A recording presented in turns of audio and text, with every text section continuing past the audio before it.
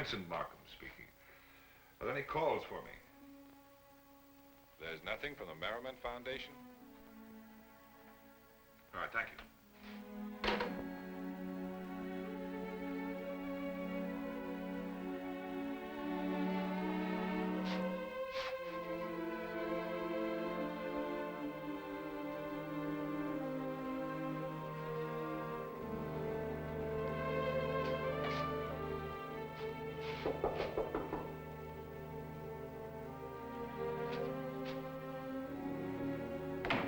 Come in. Mark? Yes? That wasn't a question. I'm Robert Morton. We met very briefly when you came in.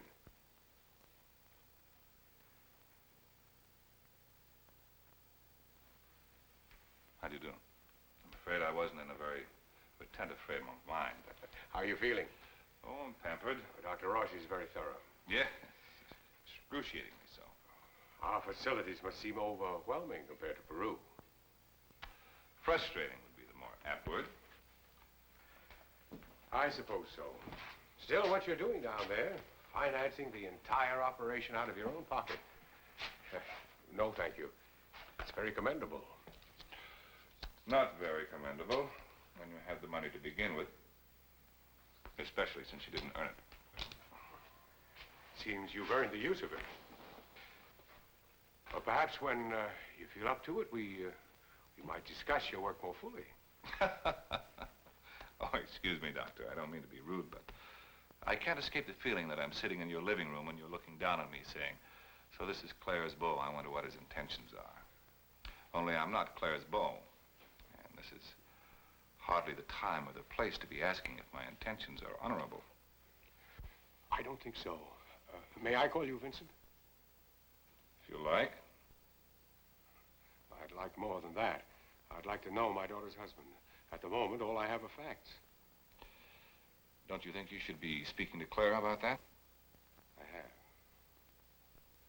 And? Well, she hasn't answered me. Nothing but vague professional incidents, abstract drawings of your relationship.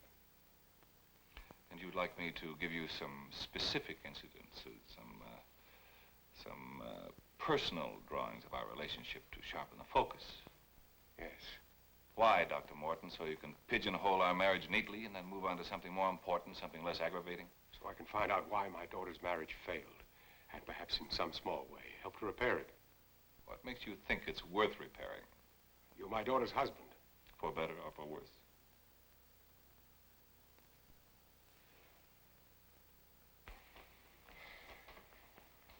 I'm sure that sounds terribly conventional, but that's the way I feel. And Claire? Well, what about Claire? Exactly. You know, she's no longer a little girl in pigtails following faithfully after you around these hallowed halls of science. Well, what do you mean? It's possible that Claire doesn't want to repair our marriage. What about you? Why did you come here, if not to persuade Claire that she was making a childish and impetuous mistake? That's an interesting technique, Doctor, to ask a question and supply the answer you most like to hear. Then I'll simply ask the question, why did you come? I came to find out why Claire ran away, if I could. You found the reason? I should think you would be more able to supply the reason than I. Are you implying that somehow or other I'm responsible for this failure? Would you say it was a possibility? I've discovered I know very little about my daughter. Then we have something in common, Doctor. Is that all we have in common? Are we opponents? Claire is filing for a divorce. I won't contest it. That's a private call, if you don't mind.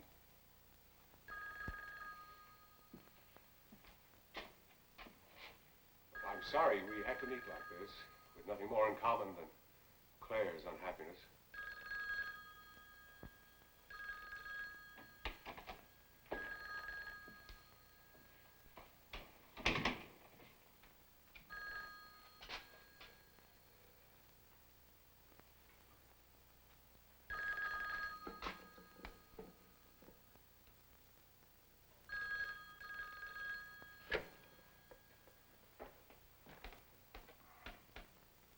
Yes.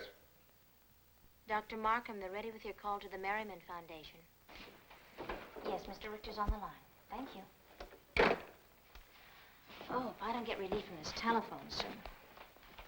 By the way, Dr. Morton, has that darling little boy in 14A come out of the anesthetic yet? Yes, a few minutes ago. Oh, good. That call you just put through, you did say Richter. Mm-hmm. No, I promised I'd visit him as soon as... Is it Carl Richter?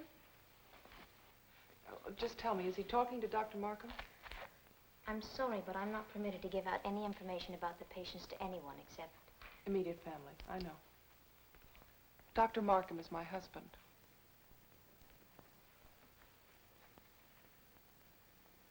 Your husband? Yes. Is it Carl Richter? Yes. And it was Richter who placed the call to Dr. Markham, wasn't it? No, your husband placed the call. Thank you. Dr. Morton.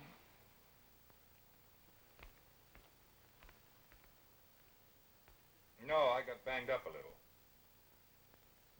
No, that will not be convenient. Well, I'm interested in meeting your board of directors, but I'm more interested in our meeting. When? All right, then.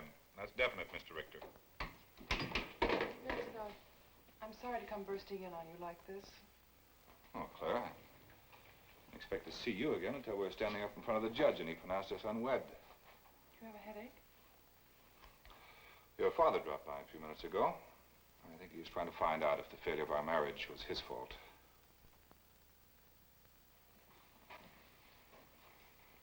Is there something I can get you? Aren't you on duty late tonight, Claire? I don't recall your being that conscientious in Peru. I could rub your neck and shoulders. That might help. Oh, a massage. It's very considerate of you, Claire. I love a massage.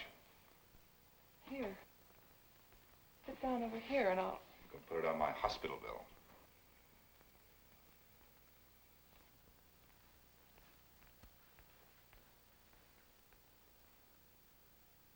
Why were you talking to Carl Richter? Vincent, you can tell me there are no strings attached anymore. I should have thought by now you'd have become aware that I have no intention of becoming involved with Mr. Richter or the Merriman Foundation with its cost accounting approach to the treatment of disease. Then why did you place the call to Richter? Do you think under the circumstances you have any right to become concerned with my affairs? If you don't mind, I'd prefer no company at the moment.